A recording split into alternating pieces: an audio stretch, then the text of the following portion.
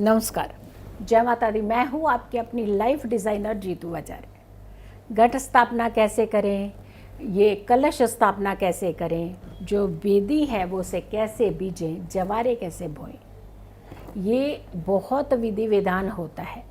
साधारण तरीका भी होता है और बहुत ही विधि विधान का तरीका भी होता है। लेकिन जब हम घरों में बीजते हैं, बोते हैं, हम जवारों को बीजते हैं तो बहुत ही साधारण तरीके से बीजते हैं। बट उसमें भी कौन कौन से स्टेप हमें फॉलो करने चाहिए, किस तरीके से फॉलो करने चाहिए, ताकि साधारण तरीके की हुई पूजा भी माँ को प्रसन्न कर दे।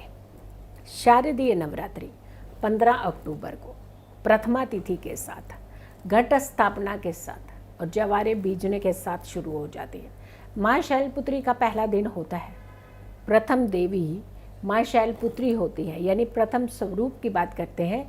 जब माँ दुर्गा का पहला स्वरूप की बात करते हैं तो माँ शैलपुत्री का दिन होता है। शैलपुत्री की पूजा भी साथ के साथ करनी पड़ती है, लेकिन वहीं जब आह्वान करते हैं तो माँ दुर्गा का आह्वान किया जाता है। उनके सारे रूपों के एक समावेश माँ दुर्गा, उनका आह्वान किया जाता है। तो कैसे करनी चाहिए साधारण तरीके से घट स्थापना? पहले तो व्रत की बात करते हैं। 9 व्रत रखने का इसमें प्रावधान है, यानी नवरात्रि की पूजा का प्रावधान है। लेकिन बहुत सारे लोग हैं जो अष्टमी पर ही पारण कर देते हैं, यानी 7 व्रत पूर्ण करने के बाद अष्टमी को ही इसका पारण करते हैं। लेकिन बहुत सारे लोग ऐसे हैं नवमी को पारण करते हैं, यानी उदया तिथि तक जिनका व्रत रहता है उसको नवमी का पूर्ण व्रत भी कहते हैं। लेकिन बहुत सारे ऐसे लोग भी हैं जो नवरात्रि यानी नौवीं रात्रि तक व्रत करते हैं। तो हर एक की अपनी एक मान्यता है। बट जब हम कलश बीजने की बात आती है तो कैसे साधारणतया हमें कलश स्थापना करनी चाहिए? सबसे पहले तो सूर्य उदय से पहले उठना चाहिए। जो भी अपने घर में अखंड ज्योत जलाते हैं या फिर अपने घर में खेतरी बीजते हैं, उन्हें सूर्य उदय से पहले ही उठ करके स्नान लेना चाहिए। और उसमें भी अगर ब्रह्म मुहूर्त में वो स्नान लेते हैं तो बहुत उत्तम माना जाता है।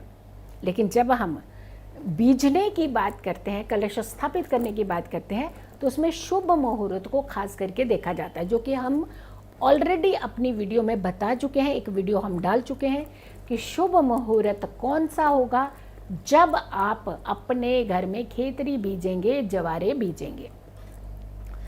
सूर्य उदय से पहले उठ करके स्नान लेना, ये तो आपको करना ही करना है। साफ वस्त्र धारण करने हैं, ये भी आपको करना है। अब आपको कलश सजाना है, चौकी सजानी है, जवारे कैसे बीजने, उस जगह को आपने कैसे डेकोरेट करना है, कैसे शुद्ध और शुभ करना है। सबसे पहले गंगा जल का छिड़काव करके उस जगह पर स्वास्तिक बनाइए जहां आप माता रानी का आह्वान करना चाहते हैं, उन्हें बुलाना चाहते हैं। और फिर एक कलश को तैयार कीजिए और वो कलश शुभता से भरा हुआ कलश होना चाहिए। यानी कलश में सबसे पहले उसमें मोली बांधिए, लाल धागा, लाल कलावा, यानी जो लोटा होता है उसका नेक का जो हिस्सा होता है वहाँ पर मोली बांधनी चाहिए। दूसरा, उसके मध्य भाग में स्वास्तिक बनाना चाहिए। और तीसरा, उसके सबसे निचले हिस्से में, जो नीचे सबसे नीचे का हिस्सा रहता है, वहाँ शुभता प्रदान करने के लिए एक तिलक ज़रूर लगाना चाहिए, रोली का। तो ये आपका कलश का एक रूप तैयार होता है। फिर उस कलश में कुछ खास चीज़ें भी डाली जाती हैं। क्या डालना चाहिए उस कलश में? बहुत सारी चीज़ें हैं, इसका एक अलग ही महत्व होता है। कलश कैसे तैयार करें वो भी बताएंगे। लेकिन अभी सबसे पहले खेतरी कैसे बीजें। एक मिट्टी का पात्र लीजिए जहां आपने शुभता प्रदान करने के लिए स्वास्तिक बनाया है। मिट्टी के पात्र को वहां रख दीजिए। उसमें रेत और मिट्टी शुभ, जिस पे आपने गंगा जल का छिड़काव किया होना चाहिए, उसे लीजिए। उस मिट्टी के पात्र में उसे आधा भर लीजिए। बीच में जवारे डालिए, अगेन ऊपर उसे मिट्टी से भर लीजिए। फिर उसके ऊपर 3 सुपारियां रखिए आप, क्योंकि माँ का आह्वान करने वाले हैं, माँ दुर्गा का आह्वान करने वाले हैं, तो आपने 3 सुपारियां रखनी है, 2 लौंग, 2 इलायचियाँ आपने ज़रूर रखनी है, और हर सुपारी के ऊपर एक रोली से तिलक ज़रूर करना है। उसके पश्चात आपने जो मिट्टी का पात्र है उसे चारों तरफ एक लाल चुनरी या फिर लाल कलावे से उसे चारों तरफ से आपने कवर करना है, यानी एक शुभता प्रदान करनी है।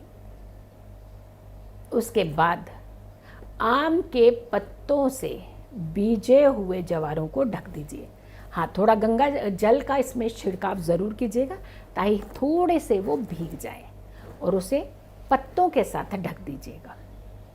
माता रानी का आह्वान कीजिए, पूजा कीजिए, आरती कीजिए, धूप दीपक जलाइए, पंचमेवा का भोग लगाइए, कलश स्थापित कीजिए, माँ की भक्ति कीजिए, माँ की आरती कीजिए।